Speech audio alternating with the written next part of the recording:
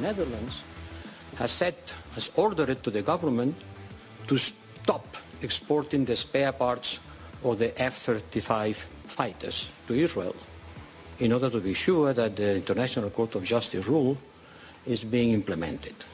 So I don't know, every member state is the owner of its foreign policy, but it's a little bit contradictory to continue saying that there are too many people being killed, please take care of people, please don't kill so many. Stop saying please and doing something. Deja de decirlo y haz algo. Parece que en algunas cuestiones sí se empieza a hacer algo esta mañana, por ejemplo, con los cargueros rusos, donde parece que sí están empezando a entrar con los oligarcas navieros griegos. No tanto los europeos, sino Estados Unidos con las sanciones. 8 de la mañana, muy buenos días, con la mirada puesta en el Rafah, donde se espera, ya han escuchado a Borrell, un movimiento de mayor tensión alrededor de lo que está sucediendo en Oriente Medio. El mundo le dice a Israel, si ahí se iban a refugiar, ¿por qué ahora también vas a entrar ahí? Y sobre todo, ¿qué salida le das? ¿Pueden volver al norte? El mundo le dice a Israel, cuidado, porque va a llegar un día en el que demos un paso, en el que ya no haya vuelta atrás, cuando vas forzando y más forzando toda una fotografía complicada en la que ahora mismo Oriente Medio es uno de los entornos fundamentales. Pero es una mañana en la que algo está cambiando, les decía.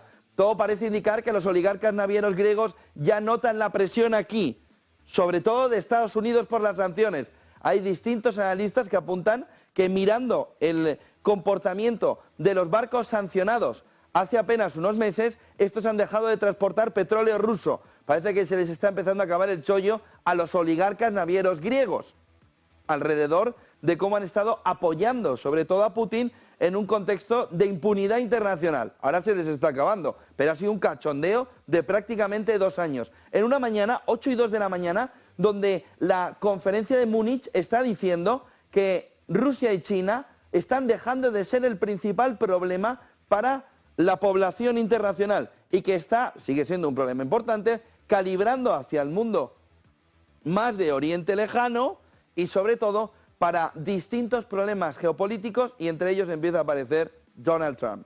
Ojo a una fotografía en la que todo parece indicar que se destensa la fotografía alrededor de Rusia y China según la conferencia de Múnich en esos resultados finales de 2024 de la conferencia que se ha desarrollado. En esa fotografía, lo veremos luego, ojo a la fotografía de destensión y quién empieza a emerger. En una mañana en la que en la bolsa 50.000 no son del S&P 500, que son 5.000, son los dólares por los que se empieza a mover un Bitcoin en un movimiento que no se veía desde 2021. Vuelve Bitcoin con este acelerón en las últimas jornadas a comportarse, a crecer, a alcanzar el entorno de los 50.000 dólares y se ha mantenido ahí, ha perdido un poquito, 49.763, pero está jugando en el rango de los 50.000. Recuerden sobre todo la fotografía de dónde venimos cuando miramos a un Bitcoin que sobre todo con el repunte alrededor de lo que veíamos con el ETF del Bitcoin, que luego no ha sido tanto como se esperaba, pero que sí que ha provocado un movimiento de normalización en determinados aspectos del Bitcoin, caminábamos desde este entorno de los 37.000, 38.000 dólares hasta los 50.000 actuales, para ver un poco de perspectiva de cómo estamos en este entorno. Si vemos el movimiento del conjunto del año, fíjense el comportamiento que ha tenido a inicio de año, pero sobre todo la recuperación que ha tenido desde que el ETF del Bitcoin se ha asentado como una opción en el mercado. Más de 5.000 puntos en el S&P 500, tasa de desempleo que ven aquí en Reino Unido 3,8, pronóstico 4%, veníamos de un 4,2%. Hoy, apúntenlo en la agenda ahí, 8:30 de la mañana, costa este de Nueva York, nuestras 2:30 aquí en Europa, horario central europeo.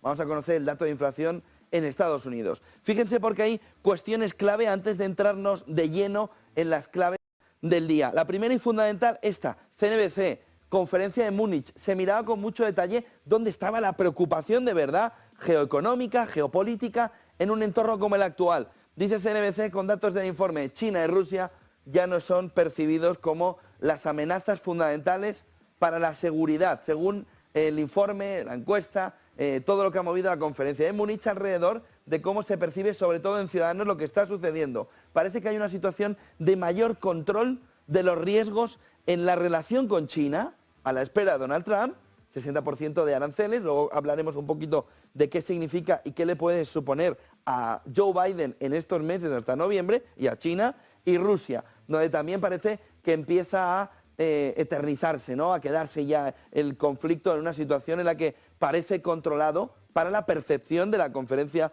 de Seguridad de Múnich de este año de 2024. Pero sin duda es uno de los titulares del día. Cómo vamos a un mundo en el que China era el elemento fundamental, sobre todo por lo que nos decía la OTAN, Rusia colateralmente como el problema en el corto plazo, ojo porque empiezan a no ser percibidos como esa amenaza fundamental. Sube Trump de una manera muy fuerte, sube también una parte de Oriente Lejano, de la parte del mundo que choca sobre todo por el concepto de Huntington del choque de civilizaciones, es decir, mundo musulmán contra mundo cristiano, ateo y judío.